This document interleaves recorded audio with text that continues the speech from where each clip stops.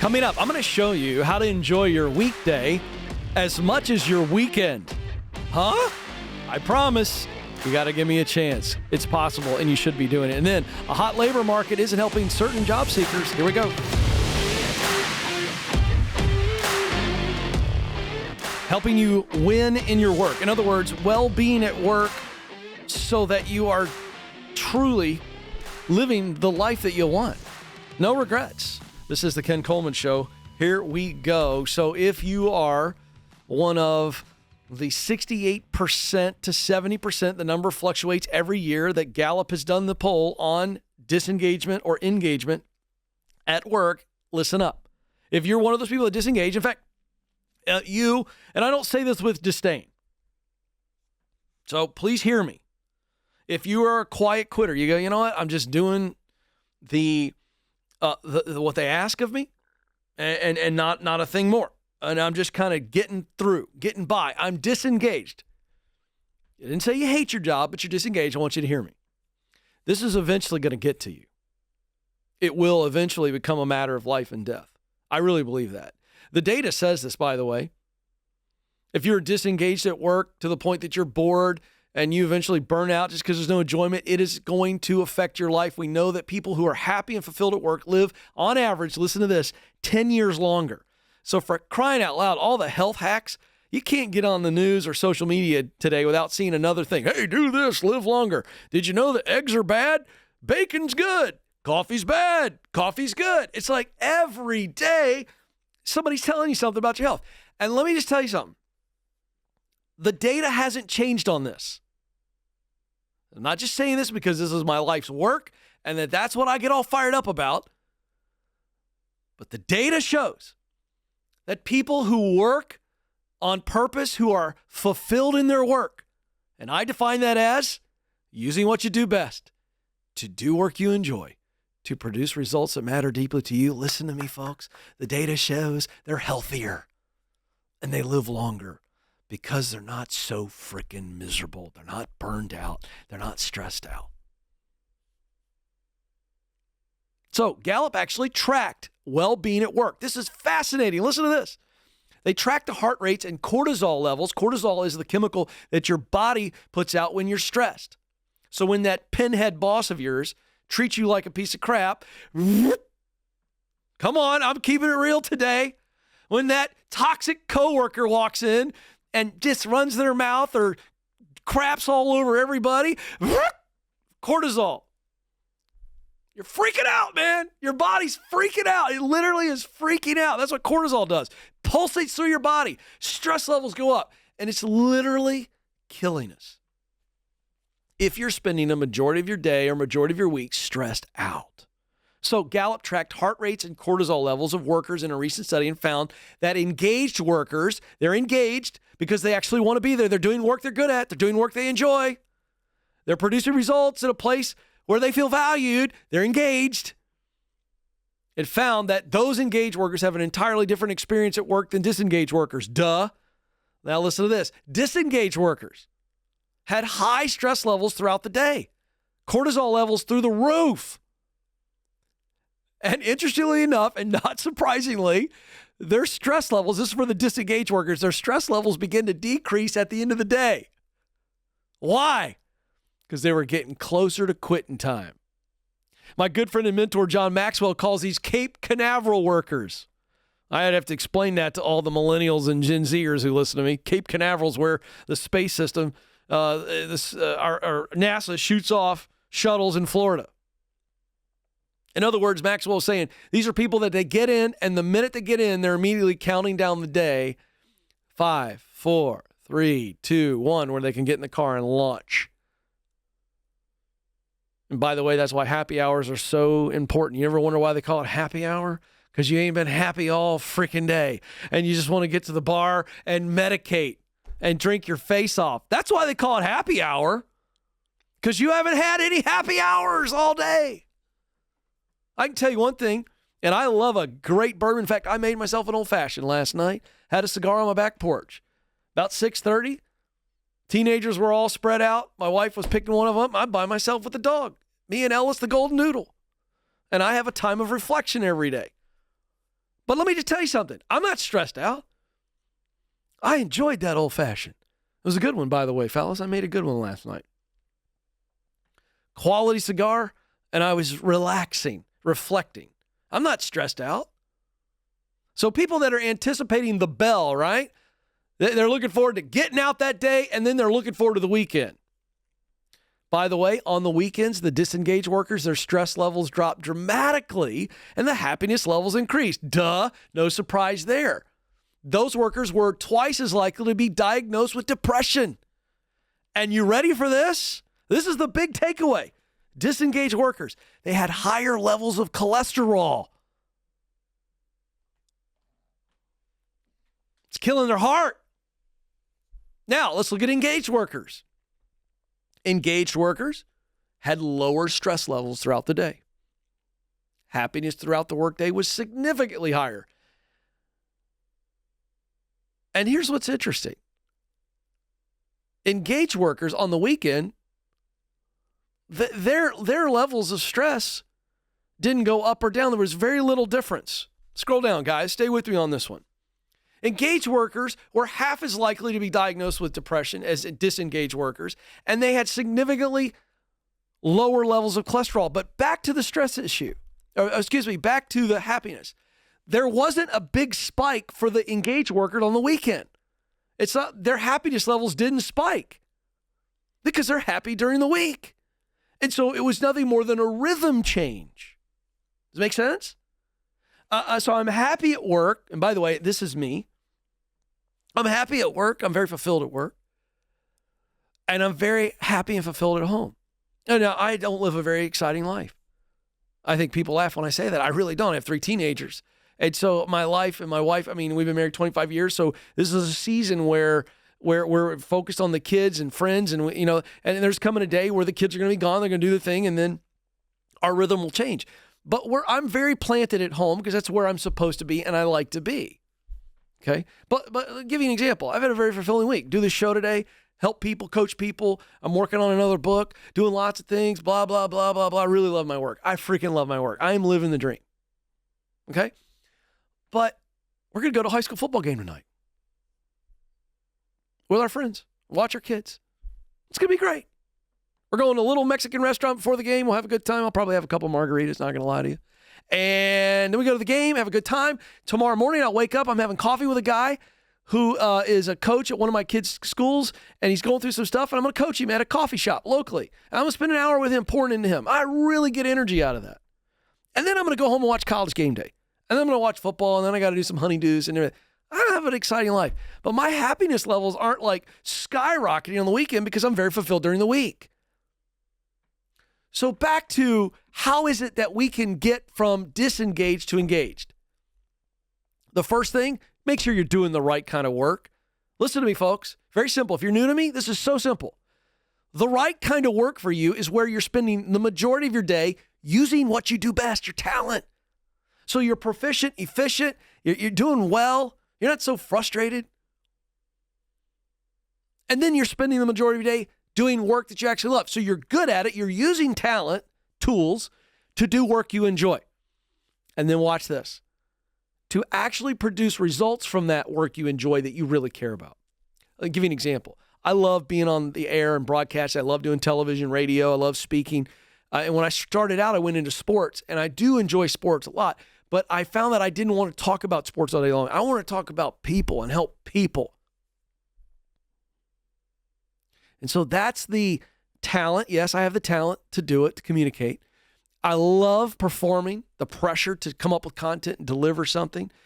But I don't want to entertain, which is sports talk. I want to equip and encourage, which is what I do now. So that's the right thing. Then you need to do it in the right place. A place where your values align and they value you. Did you catch that?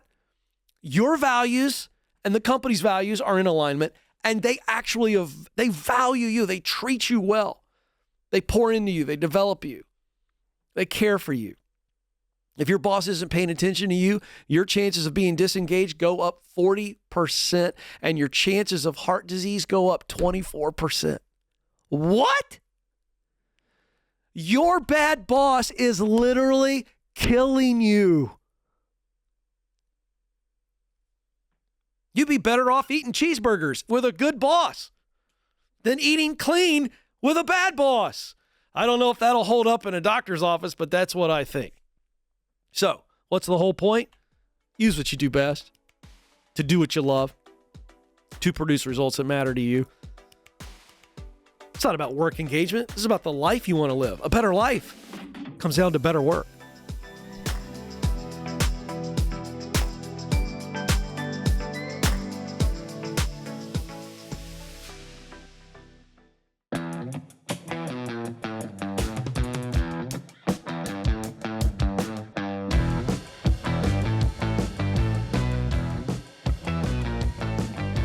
All right, folks, welcome back to the Ken Coleman Show. If you are enjoying the show, would you help us help other people? You can do that by liking the videos on YouTube, subscribing to the channel, and sharing. And on podcast, give us a follow, a 5-star review, and share as well. Boy, the allergies have got me today, guys. I may have to hit the cough button a few times, folks, but hey, you'll be okay. All right. Hot labor market. You've been hearing me talk about hot labor market for a long time. And we still are in a very, very good job market. Although we've got some nuanced changes that I think it's very important that you know about. So in my hands here, I've got a Wall Street Journal article. The title, Hot Labor Market Isn't Helping a Certain Group of Job Seekers. So who is that? So they focus on one young man who is a laid-off copywriter. And he's been searching for work since December of last year. I wish he had found me. He should not be searching for work for almost a year. I'm just going to tell you right now, I don't want to criticize anybody, but I want you to hear me say, if you've been searching for a job in the United States for close to a year, you're going about it the wrong way. It's that simple. But this is what he says, and this is part of a clue to his journey that may be synonymous with yours. This is a quote. There's sometimes thousands of people applying for the same job, especially if it's remote. So, Alex, you know how I've been talking about on the show about all these people that say, I'm not going to go back to the office. If they make me, I'm going to go to a remote job. And you've heard me say, where are they going to go? Turns out I was right.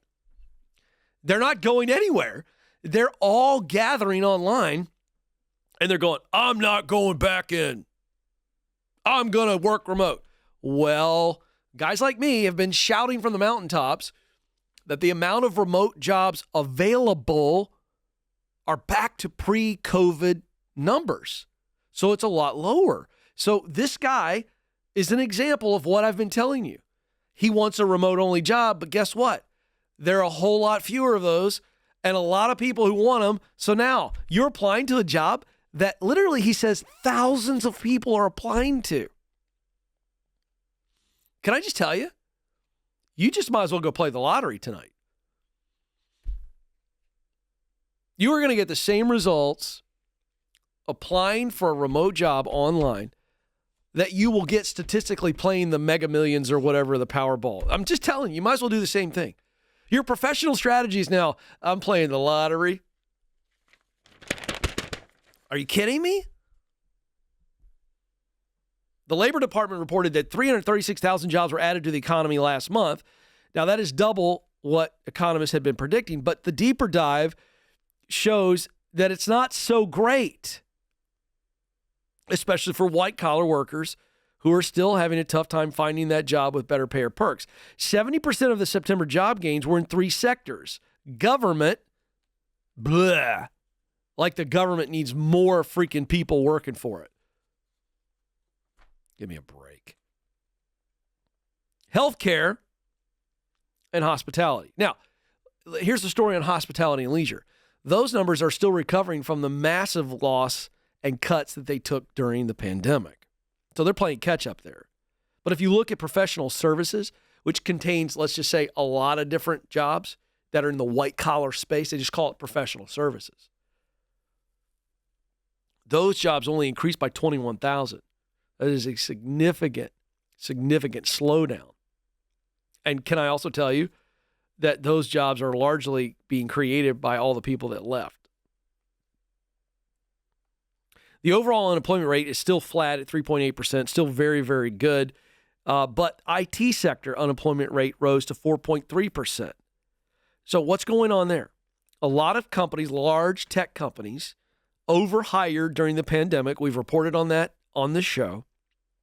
And the reason they did that is because they were trying to pull talent off the street and kind of go, all right, let's go get this talent. We're crushing it in profits right now. And remember, these are publicly held tech companies, and they're flush with cash. And so they went out and they hired a bunch of people. And we've shared story after story after story on the show of people saying, I was getting paid $250,000 just sit in the office all day. I didn't do anything. And so they overhired to pull talent off the street. So now they're letting that talent go. That's a part of it. And so Janko Associates, which tracked this federal data, says there are now 120,000 unemployed IT pros. Based on the analysis, the IT job market has gotten poorer. Now, let me explain something. Because I endorse Bethel Tech, and I just got a text, by the way, from Ryan Collins this morning, CEO of Bethel Tech, and another one of our Ken Coleman Show listener viewers just landed a $90,000 tech job. So I don't want you to hear mixed messages here. These numbers that I'm quoting to you are tech sector only. So these are tech jobs in tech sector. But as Ryan Collins, CEO of Bethel Tech, has told you many times, I'll repeat it if you haven't heard him say it, there are tech jobs everywhere. So you would not consider Ramsey Solutions, for example, a tech sector job. We are a media company is what I would call us. And so, but we have lots of tech jobs. In fact, we're always looking to hire. So if you want to get in tech, go to Bethel Tech, get qualified, and apply at Ramsey Solutions. We need tech. Okay? So understand, there are a lot of tech jobs open in healthcare, finance, so a lot of different sectors. So is the hiring market cooling a little bit? Yes, I've been telling you this. This economy, by the way, just for full disclosure, because I'm on Fox Business, Fox News, I do radio stations all across the country. They ask me what I think about this economy. I don't know what to think of it. It's bananas. This jobs report comes out, GDP is up big. People are spending more money than ever, but that's a problem. So don't get lulled into the GDP was great. Well, yeah. The American people are spending like Congress. Student loan payments are now due. Credit card debt is an all-time high. At some point, this all comes back. So don't get lulled into this. The American people are spending like crazy right now. And so everybody's going, oh, this is great. And we're about ready to come into an election year. So both sides of the aisle are going to have their economic narratives. But if I work for Joe Biden right now, I'd be talking points out the ear right now going, look at this economy. Gross domestic product is up. Unemployment is low. I mean, that's what I would be saying. But it's not the full picture. Inflation's still stubbornly high. Interest rates through the roof. Housing market slow. And there's a lot of negatives. So we're in a weird economy that if just one domino falls the wrong way, this thing could get really crazy quickly. So why am I sharing this? If you're seeing tech jobs begin to shrink a little bit, what you're seeing is big tech and publicly held companies are hedging their bets right now. That's what you need to know. They're hedging their bets. What's 2024 going to look like? Doesn't look like we're heading into a recession right now, no question. But we're coming into election year. We've got a very destabilized situation in the Middle East. Here's what I'm trying to tell you. The reason I give you guys the news is because I'm not a sky is falling guy. I'm not. But if you're looking to make a move, you better make your move. And if you are holding on to the I'm only going to work remote, I've got bad news for you. You are going to be frustrated and in some pain if you hold on to that position. Every time I say that, I have somebody get on social media and they get their little fannies hurt. Ken, why are you against remote work? For the love of everything that's holy, I'm not against remote work. I'm just telling you there's not as many remote jobs left. So I'm telling you the truth. And we're watching stories like this where a guy goes, I only want a remote job, but now I'm applying for a remote job and there's 1,000 people applying for it. Because you won't work in an office. Sparky, if you want to work, you're going to have to go where the jobs are. We can't just will things to happen because that's what we want. Hybrid work is the game now. Go get yourself a good job where you got to go into the office. And you're probably going to have a couple days a week where you can work remote. But remote 100%, it's just not there right now. I'm sorry, but you need a freaking job. By the way, go to kencoleman.com for all of the free resources and paid resources we have to help you stand out in the job hiring process. Stop applying blindly. Please. You might as well go spit in the wind. Connections, connections, connections. That's how you get noticed. And that's how you get the job. You can do this, and I'm here to help. This is the Ken Coleman Show.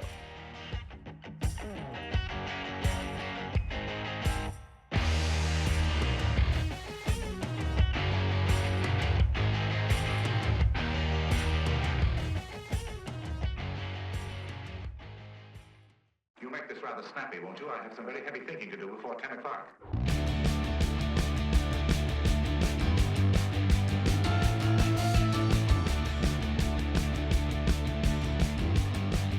What if I told you, kind folks, that within 20 minutes, you could get self-awareness that maybe you've never had in your life?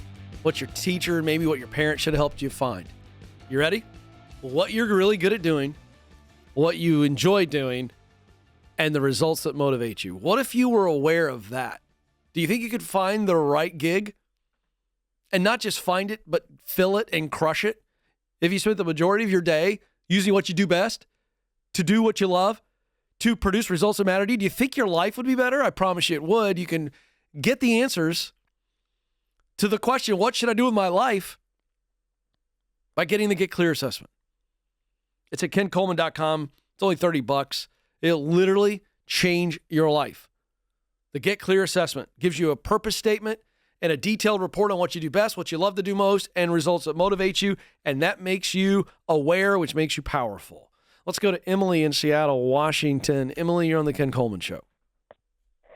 Good morning, Ken. Thank you so much for taking my call. You bet. What's going on today, Emily?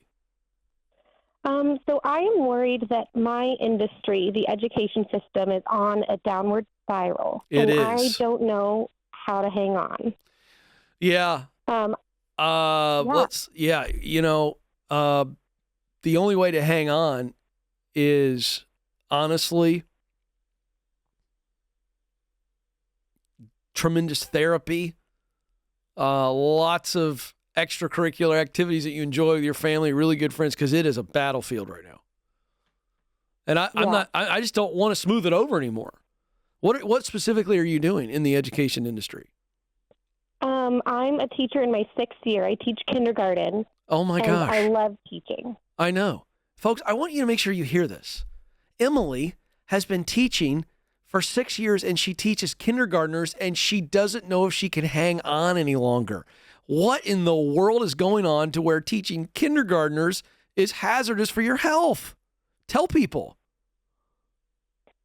Yeah, I am baffled, Ken, by the disrespect that the students are showing, and even the parents are just a huge drain on my energy, on my mental health. And at times I think, like, well, they're only 5. Like, you got to teach them how to behave. But every year I'm thinking, oh, next year will be better when I don't have this class, or next year will be better when this student moves to a different school. But it keeps getting worse and worse every year. And it's like, I don't want to blame parenting. I know there's a bajillion factors that make these students come to school not ready to learn. No, if you're getting a new set of turds every year, this is a stat line here. This is now no longer one kid or one group of kids. You told me that these little turds are getting worse. Yes, every year it seems that the class is worse than the last. And okay, it's all parenting. I'll say it so you don't have to. So let's expose this. It's time that parents heard this. Actually, this is great. What are the parents doing of kindergartners that is draining you? Give me a couple of examples. Oh, I get multi-paragraph messages or emails every day from some of these parents. I have 22 kids in my class, and there's 5 parents who email me almost every day complaining about this. Johnny said this, and they just immediately trust their kid rather than asking the hard questions of, like, was your kid being a jerk before they got punched? Or they're not happy with the systems I have in class. And while I've been teaching for 6 years, I've gotten lots of accolades for doing my job well. I know I'm not asking too much from these kids. So what I'm hearing is it's academic performance. If Johnny and Susie aren't doing good enough for them to brag about them, it must be your fault. Is that what I'm getting? Not necessarily academic, but... so trying to protect them from every little behavioral thing in the classroom.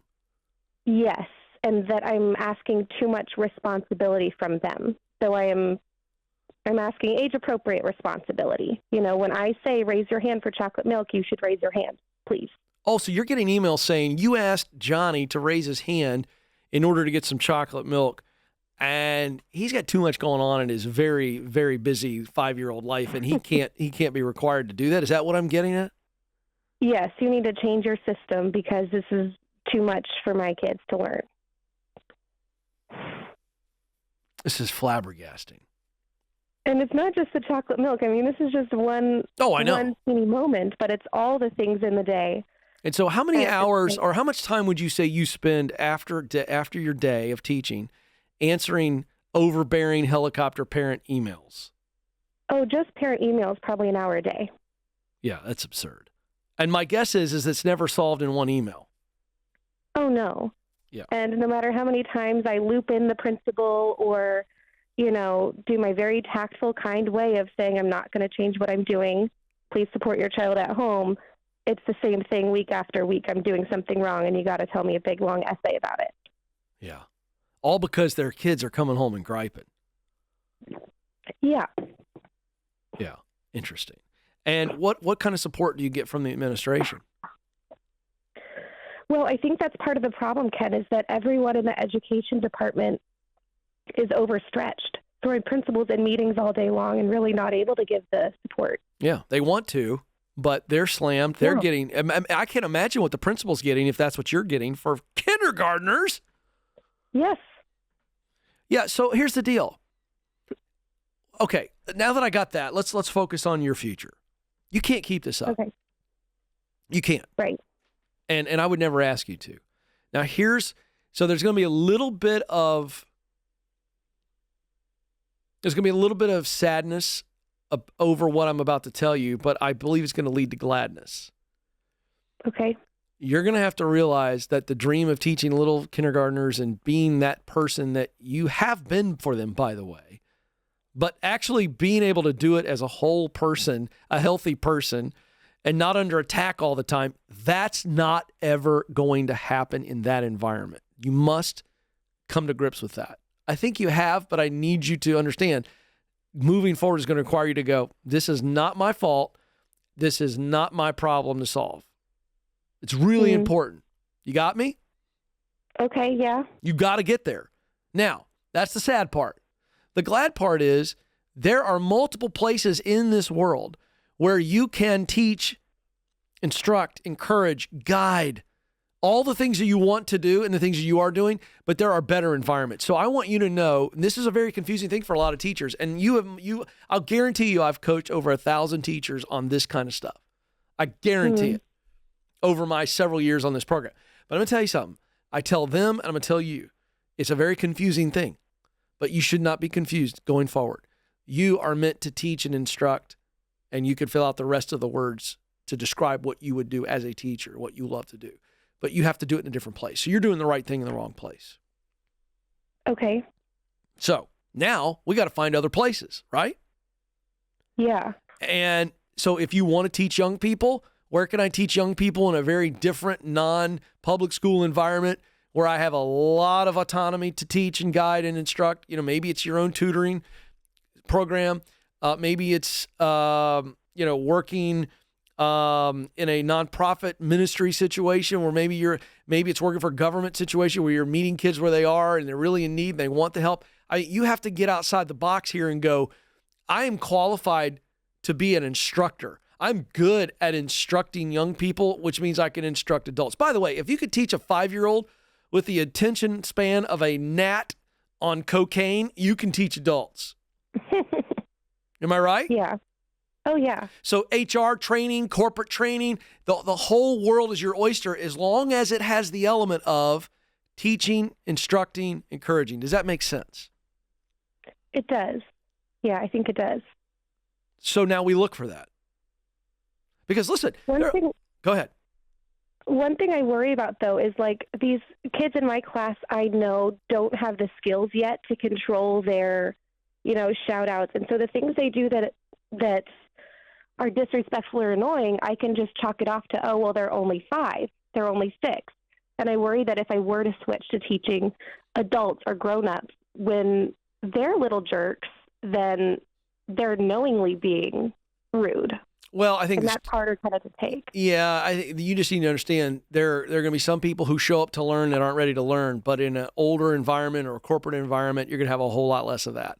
And it's going to be such a small percentage that's not going to drag you down.